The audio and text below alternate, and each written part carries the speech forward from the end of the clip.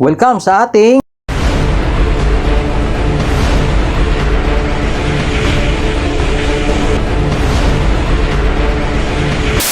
at dahil nga walang pasok ang aking panganay ngayong araw ng Biyernes, kaya nakabawi-bawi ako ng tulog mga ka-5-9. At kahit nga napakasarap pang matulog dahil napakalamig ng panahon ngayon, ay kailangan pa rin talagang gumising ng maaga dahil nga may pasok ako. Kaya nga ito, naghahanda na ako ng pang-almusal. Dahil nga may natirang baho kagabi, ayan nga sinangag ko na. At matik na ngayon kapag may natirang baho sa gabi, ay di sinangag sa umaga. At pagkatapos ngayon naglagay din ako dito isang basong tubig sa kawali mga ka-5-9.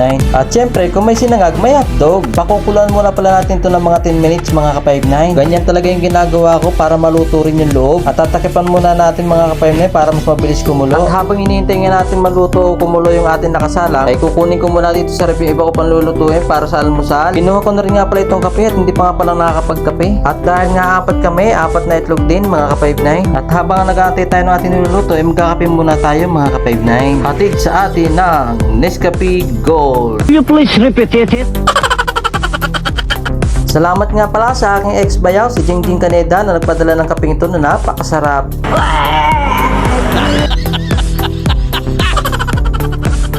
Hindi nga tunay. Kita mo gare? Ay, sarap. Bola lang yan. Abat hindi ko pala namamalayan na naka 10 minuto na pala itong aking nakasalang. Pero mukhang goods na to mga ka-5-9. Teka, tahanguin muna natin ito para makapagsalang ulit ng panibago. Pagkahango kung i-continuous lang ako, taglagay na ako dito ng olive oil. Wow, sosyal. Ay din nga, itong mainit na yung kawali, pinali ko nga pala itong hotdog. Oo, tama mga ka-5-9. Pipirito muna natin ulit ito nang bumalik yung maganda niyang texture. Hindi totoo yan.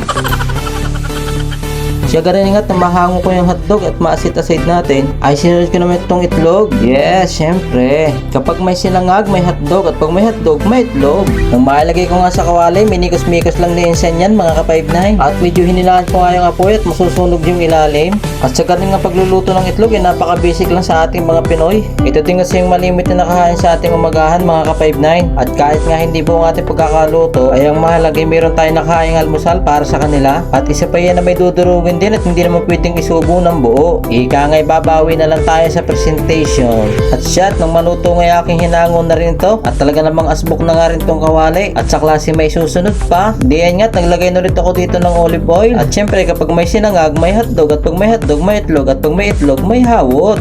Ano kung tawag ng mga taga-Laguna din sa amin kasi yung tawag na rihawot Para yung mga klase ng ulam sa probinsya na madaling araw pa nga lang maaamoy mo na.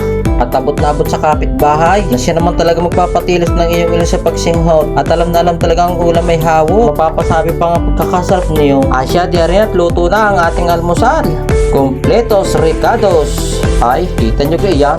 Mapapasayin ka ng okay talaga dyan. Siya ho, hanggang dito lang muna ulit tayo mga ka-5-9. Salamat!